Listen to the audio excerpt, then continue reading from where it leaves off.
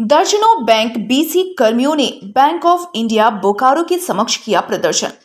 बोकारो जिले के करीब सैकड़ों बैंक बीसी के माध्यम से आम लोगों को रोजाना बैंक के झंझटों से, जैसे कि पेमेंट से लेकर करीब बैंक संबंधित सभी कार्यों को आम लोगों के लिए सुविधा उपलब्ध कराते रहे हैं।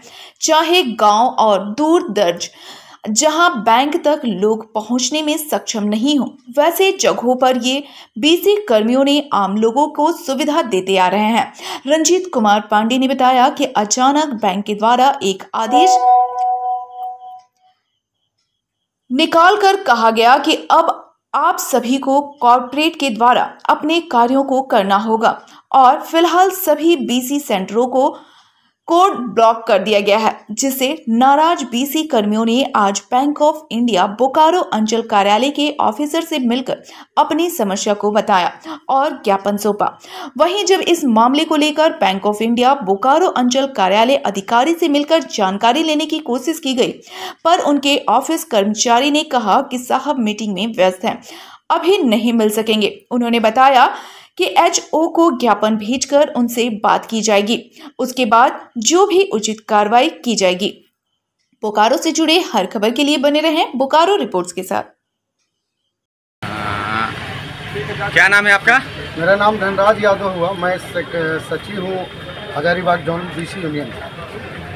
और मैं बताना चाहता हूँ इस मीडिया के माध्यम से कि आज जो बीसी लोग का जो स्थिति जो किया जा रहा है, आपको जानकारी होगा कि कुछ वर्षों पहले कोरोना जैसा महा बीमारी आया हुआ था, लेकिन सारा बैंक ने अपना पर्दा लगा के काम किया, लेकिन सारा बीसी घर घर जाके और फिंगर से पैसा निकाल के देने काम किया। जनधन खाता जितना सरकार का, भारत सरकार का जितना भी योजना आया धरातल पर किसने उतारा? ये हम सभी बीसी गण उतारे हैं और बीसी एक एक घर घर जाके खाता खोलने काम किए हैं। आज रिकवरी हो, सांस लो, सारा कुछ में हम लोग को शोषण किया जा रहा है। अगर रिकवरी नहीं करिएगा तो आपका आईडी ब्लॉक कर दिया जाएगा। आज स्थिति ऐसा हुआ कि 12 कंपनियों से मिलकर 12 कंपनी का नोटिस में दिया हुआ है कि आप अपना चूज कर लीजिए और 35% आप अपना हक का कमाई दे दीजिए। मैं इस मीडिया के माध्यम से मैं सरकार तक पूछना चाहता हूँ, क्या इस लोकतंत्र में हम लोग का कोई अधिकार नहीं है कि 10,000 अगर 15,000 कमा रहे हैं तो हम 5,000 हम बिचौलिया देंगे? इस बिचौलिया को चीर देंगे हम लोग बर्दाश्त करने वाले नहीं है। इसलिए कि हम लोग भी इंसान है, हम लोग ये जानवर नहीं है कि हम लोग के साथ 10 साल तक हम लोग काम किए दिन रात मेहनत करके, और आज हम लोग को कहाँ फेंक दिया जा रहा है। अगर मैं सरकार से बोलना चाहता हूँ, अगर इतने ही बीसी लोग से नफरत है तो हम लोग को इस देश से बाहर फेंक दीजिए। जहाँ हम लोग मरे जिए, मेरा बाल बच्चा सब मरे, उससे कोई लेना देना नहीं है। आज देखिए, आज यहाँ पर हम लोग मिलने के लिए आ रहे हैं तो ऐसा ट्रीट किया जा रहा है जैसे आज हम लोग बैंक का कुछ नहीं है। जब सुनिएगा सर, जब जोनल ऑफिस में मीटिंग होता था हम लोग को बताया जाता था कि आप लोग जो है बैंक का एक पार्ट है, एक अंग है, और उस समय हम लोग को काम किए हैं, दिन रात मेहनत करके किए हैं काम। वृद्धा पेंशन जो मिलता है, वृद्धा पेंशन मिलता है, विधवा पेंशन मिलता है, वैसे लोग जो पैदल ब्रांच तक नहीं जा सकता है, वैसे लोगों को हम लोग घर में जाके अपना तेल खून सुखाकर हम लोग काम किए हैं। और आज ये हम लोग के साथ ऐसा व्यवहार किया जा रहा है कि अगर नहीं हुआ तो हम लोग आत्मदाह करेंगे। हम लोग धरती में रहे या नहीं रहे, लेकिन हम लोग ये शोषण नहीं चलने देंगे। मेरा यही कहना है। कुछ बोलना है पूछिए। ना बस ठीक।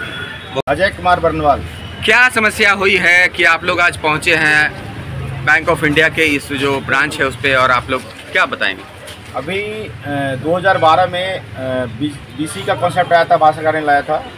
ग्रामीण इलाकों में, सुदूरवर्ती इलाकों में जहां बैंक नहीं पहुंच सकती थी, उनके लिए banking correspondence ultra small branch जो करते हैं, मिनी बैंक करते हैं, इसके रूप में बहाल किया गया था सबको। और तब से लोग आज तक काम कर रहे थे, कहीं कोई परेशानी नहीं थी।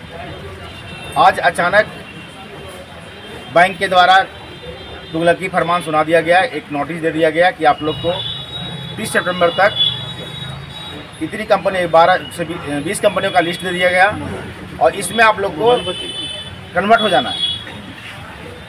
इसी के खिलाफ हम लोग माननीय उच्च न्यायालय में हम लोग याचिका भी दायर किए हैं, जिसमें इसके खिलाफ स्टे ऑर्डर भी मिल चुका है हम लोग को।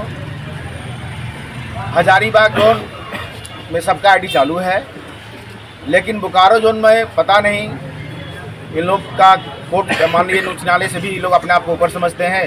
सभी बीसी का आईडी इन्होंने टेम्पोरली डीएक्टिवेट कर दिया। इसी को पूछने के लिए हम लोग माननीय जोनल मैनेजर से मिलने आए थे कि आखिर इस आईडी को टेम्पोरली डीएक्टिवेट कैसे किया आपने। माननीय उच्च न्यायालय ने स्पष्ट कहा है कि 31 अक्टूबर तक जैसी काम बीसी लोग कर रहे थे वैसा करते रहें। 31 अक्टूबर के बाद कोई जजमेंट अगर कोई आएगा तो फिर उसके अनुसार हम लोग काम करेंगे। लेकिन फिलहाल 31 अक्टूबर तक इस फैसले बैंक के जो तुगलकी फरमान था कॉर्पोरेट में जाने का उसको स्टे कर माननीय उच्च न्यायालय दे दिया।